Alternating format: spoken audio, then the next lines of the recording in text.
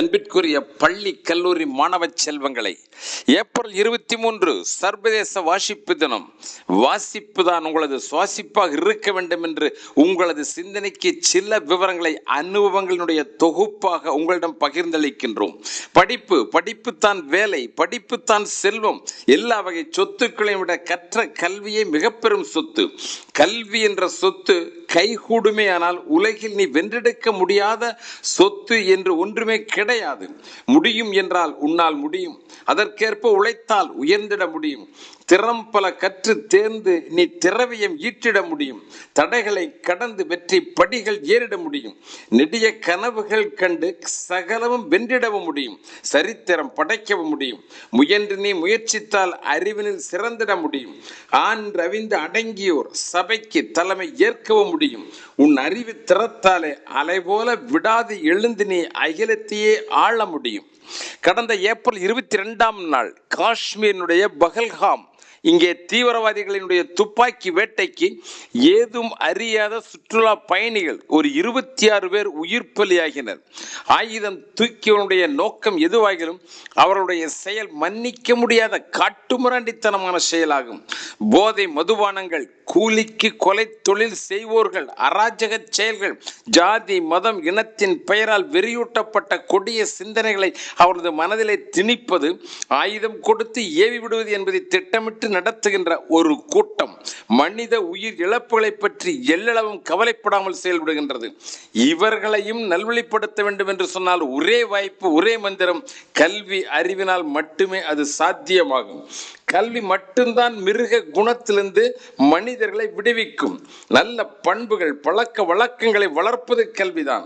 கல்வியால் அடக்கம் வளரும், பொய்மை அழியும், புறங்கூறுதல் நிற்கும், ஈகை வளரும், சூதும் வாதும் கயமையும் கூட ஒழுக்கமும் விலகும், நல்ல நட்பு பெருகும், புகழ் பெருமை தேடி வந்து சேரும்.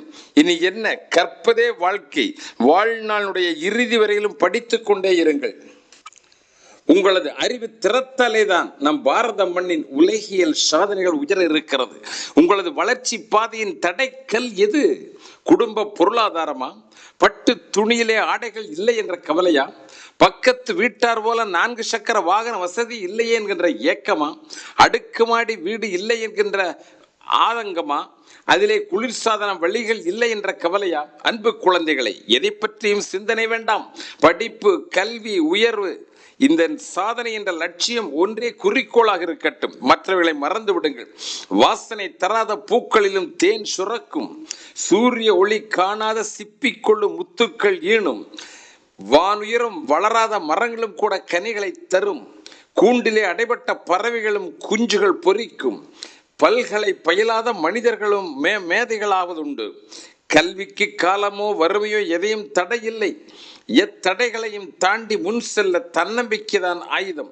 வரும் சோதனைகளில் எதிர்கொண்டே சாதனையாக மாற்றுங்கள் என்று உங்களை அன்போடு வேண்டுகின்றேன். உங்களுக்கு ஒரு அன்பான ஆலோசனை முன்வைக்கின்றேன். நீங்கள் பாடப்புத்தகங்களை படித்து கல்வியிலே முதன்மை பெறுவதோடு கூடவே மனதை பண்படுத்துகின்ற வாழ்க்கை வழிகாட்டிகளுடைய புத்தகங்களையும் படிக்க வேண்டும் என்று கேட்டுக்கொண்டுகிறேன். என்னுடைய ஆலோசனை ஒவ்வொரு மாணவனை கட்டாயம் கொஞ்சம் சிந்திக்க வேண்டும் என்று நான் பரிந்துரைக்கிறேன். மகாத்மா காந்தியுடைய சுயசரிதை, சத்திய சோதனை, உள்ளத்திலே உண்மை, செயலிலே மெய்மை, பேச்சிலே வாய்மை என்பதை அடிபெறலாமல் தன் வாழ்வில் வாழ்ந்து காட்டிய சரித்திரம் நீங்கள் கட்டாயம் படிக்க வேண்டும். ஜவஹர்லால் நேருவினுடைய தி டிஸ்கவரி ஆஃப் இந்தியா, யாமறிந்த இந்தியா, அதாவது கண்டறிந்த இந்தியா, 1942 இருந்து 45ஆம் ஆண்டுகளில் அகமத் நகர் சிறையிலே ஆங்கிலேயனுடைய வெய்ய சிறையில் அச்சுக்களிலும் வேகாத கூழிலும் கீரையும் உணவாக உண்டு இந்திய தேசத்தின் நீண்ட நெடிய வரலாற்றை பற்றி சிந்தித்தவர். இந்தியாவுடைய பண்பாடு, அரசியல், பொருளாதாரம் பற்றிய ஆழமான சிந்தனைகளுடைய வெளிப்பாடுதான் அவர் எழுதிய யாமறிந்த இந்தியா புத்தகம். எனவே அன்பார்ந்த குழந்தைகளை, மறந்துவிட வேண்டாம். இதோ இன்னும் சில ஆலோசனைகள்.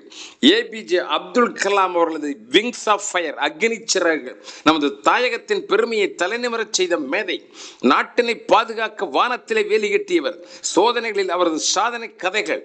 உறுதி கொண்ட நெஞ்சின் தினம் 18 மணி நேரம் ஓயாத உழைப்பின் கதை. ஒரு கடலோர படகுக்காரனுடைய மகன் கடலளவு விரிந்து இமயமாய் உயர்ந்த கதை நீங்களும் தெரிந்து கொள்ள வேண்டாமா? கட்டாயம் படியுங்கள். இந்திய விடுதலை ஒரு சுருக்கமான வரலாறு தான். ஷூப்போ அகத்தியலிங்கம் அவளது விடுதலை தழும்புகள் என்கின்ற புத்தகம்.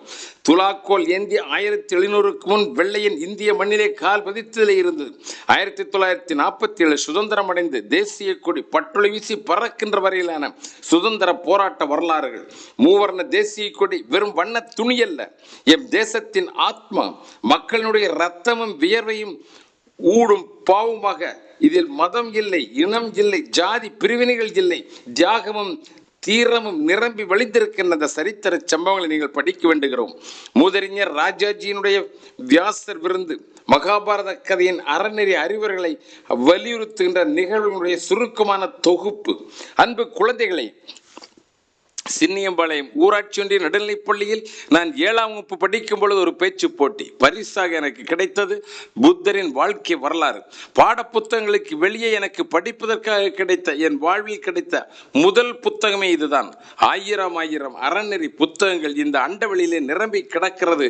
மேலும் மேலும் படிக்க வேண்டும் என்கின்ற ஆசை துளிர்ப்பதற்கு இந்த பரிசு புத்தகம்தான் தூண்டுதலாக அமைந்தது.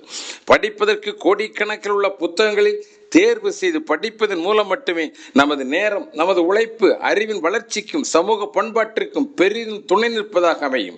மாதம் 1 அல்லது 2 புத்தகங்கள், சமூக விழிப்புணர்வுகளை உயிர்ப்பூட்டுகின்ற உன்னத புத்தகங்களை கட்டாயம் படியுங்கள். அறிவின் வெளிச்சத்தில் நீங்கள் வெற்றி நடை பயிலுங்கள் என்று உங்களை அன்போடு வேண்டுகிறோம். நன்றி, வணக்கம்.